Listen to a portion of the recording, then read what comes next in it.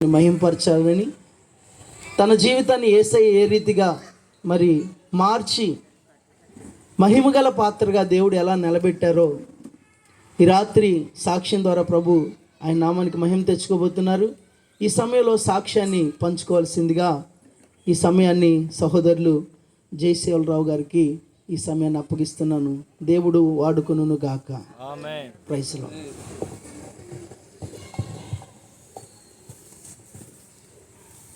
దేవునికి స్తోత్రం. కూడి వచ్చిన ప్రతి ఒక్కరికి నా నిండు మనసుతో ఉదయపూర్వకమైన వందనాలండి. దూరాన సమీపాన ఈ మాటలు వింటున్న దేవుని బిడ్డలకు నా నిండు మనసుతో వందనాలు.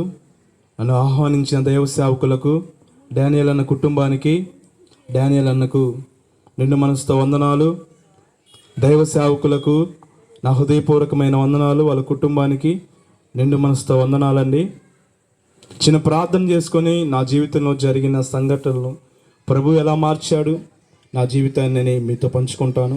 చిన్న ప్రార్థన అందరం ఏకీభవిస్తూ అందరం మాతో మాట్లాడాలని, నా సాక్ష్యం ద్వారా ఒక్క ఆత్మైన దేవుని వైపు తిప్పబడాలని, కార్యం జరగాలని ప్రభువుని అడుగుదాం. స్తోత్రాలు స్తోత్రాలు. సర్వోన్నతుడా, సర్వాధికారి, కాలాలు సమయాలు మార్గాలు మా ప్రాణాలు నీ స్వాధీనంలో ఉంచుకొని కాలచక్రాన్ని నడిపిస్తున్న మహనీయుడా నీకే స్తోత్రాలు తండ్రి. దేవా, ఈరోజు నడిపించిన విధానం బట్టి స్తోత్రాలు నాయనా.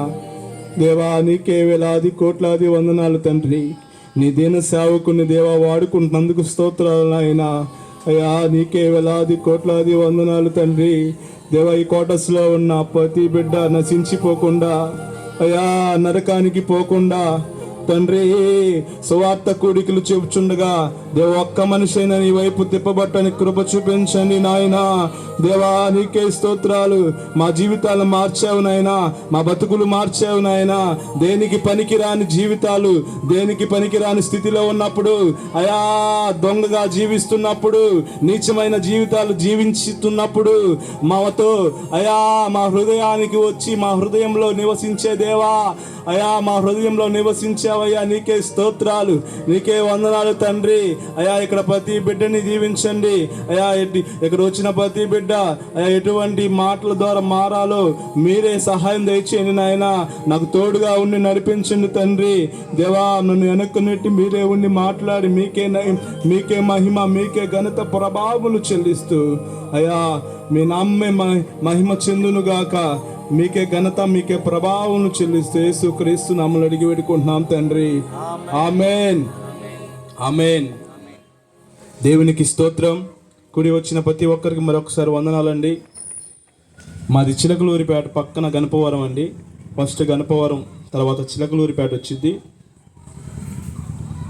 నేను మా తల్లిదండ్రులకు ముగ్గురు అన్నదమ్ములు అయితే నేను పెద్దోడిని. లేక నేను పుట్టాను. మా తల్లిదండ్రులకు లేక పుడితే గారాబం చేయటం, పై తిండికి బాగా కొనిపించటం, అన్నం పెట్టకుండా పై తిండి బాగా కొనిపించటం, అలా చేస్తుండగా నాకు చదువు అవ్వలేదు. చదువు మానేశాను. 2004లో చదువు మానేశాను. గాలికి తిరగటం ప్రారంభించాను. ఆ గాలికి తిరుగుతూ చిన్న దొంగతనాలు అలవాటు చేసుకున్నా. సున్నుండ దొంగతనం చేయటం, కొట్లో చిన్న దొంగతనాలు అలవాటు చేసుకున్న క్రమంలో మా నాన్నకి చెప్పేవాళ్ళు. మా నాన్నకి చూస్తే మా నాన్న ఎంతలా తాడు, ఇది మోకు అంటారు కదా, ఆ మోకు తీసుకొని ఒక 10 నిమిషాలు టైం ఇస్తాడు. 10 నిమిషాల తర్వాత గొడ్డును బాదినట్టు బాదాడు. అయినా నా జీవితం మారలా.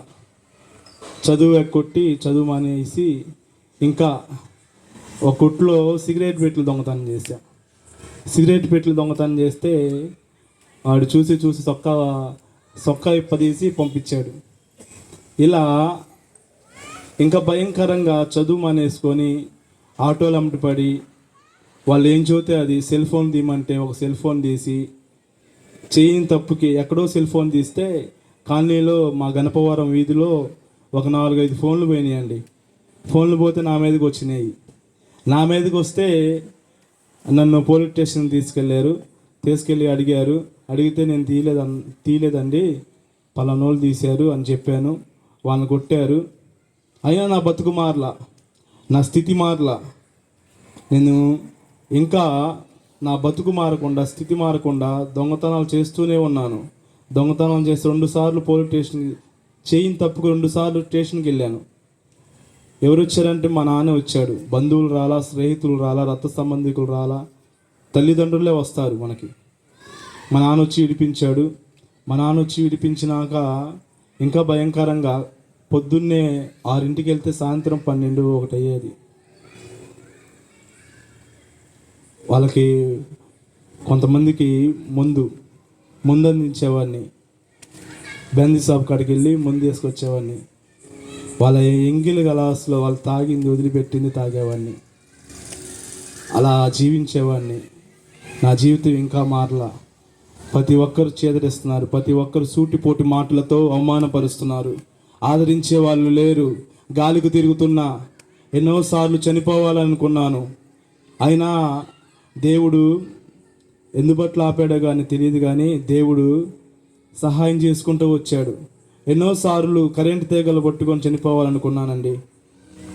నా జీవితం ఎందుకు పనికిరాదు, నా స్థితి ఎందుకు పనికిరాదు, దొంగగా పుట్టాను, దొంగతనాలు చేస్తూ ఎవరింట్లో పోయినా మా నాన్నగారికి వస్తారు, మా నాన్నకు చూతాడు, 10 నిమిషాలు టైం ఇస్తాడు, ఇంతలా తాడు తీసుకొని గొడ్డును బాదినట్టు బాదుతాడు. గొడ్డును బాదినట్టు బాదుతుంటే ఇది దాదాపుగా 20 సార్లు కొట్టాడు మా నాన్న. ఒళ్ళప్పగించుకున్నా, దెబ్బలకి ఒళ్ళప్పగించుకొని కొట్టుకుంటే కొట్టుకో అని ధిక్కరించిన వాడిని. తల్లిదండ్రులు లెక్క చేయకుండా ఇంకా స్నేహితులు వాళ్ళకి ముందు పోయటం, పెద్దోళ్ళతో నా వయసు ఏమో 11, 12 సంవత్సరాలు ఉంటాయి.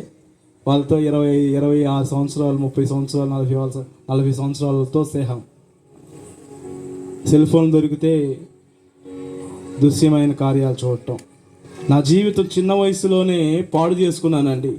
చిన్న వయసులోనే పనికిరాని జీవితంగా, దేనికి పనికిరాని వాడుగా, గణపారం కాలనీలో పలానోడ్రా అబ్బాయిరా అంటే వాడు దొంగరా, వాడు దేనికి పనికిరాని వాడురా, వాడు ఎందుకు పుట్టాడారా అని హేళన చేసిన వాళ్ళు ఉన్నారు. అవమానపరిచిన వాళ్ళు ఉన్నారు. అపనిందన వేసిన వాళ్ళు ఉన్నారు. బంధువులు, స్నేహితులు, రక్త సంబంధికులు ఎవరు, స్నేహితులు కూడా ఆదరించే వాళ్ళు కాదు. అయ్యా నువ్వు ఇలా చేస్తున్నావు, కరెక్ట్ కాదు, ఇలా చేస్తున్నావు, నువ్వు తప్పయ్యా అని గద్దించిన వాళ్ళు ఎవరు లేరు. గద్దించిన వాళ్ళు ఎవరు లేరు. బుద్ధి చెప్పిన వాళ్ళు ఎవరు లేరు. వాడు వస్తే జాగ్రత్త, వాడు వస్తున్నాడు జాగ్రత్త అని నాకు అర్థమయ్యే రీతిలో చెప్పారు. అనేక మంది నన్ను చేదరించారు, అవమానపరిచారు. ఒక కంపెనీలో దొంగతనం చేస్తా పట్టబడ్డాను. ఆ రోజు 2 గంటలు కట్టేశారు. కట్టేసినా నా బతుకు మారలేదండి.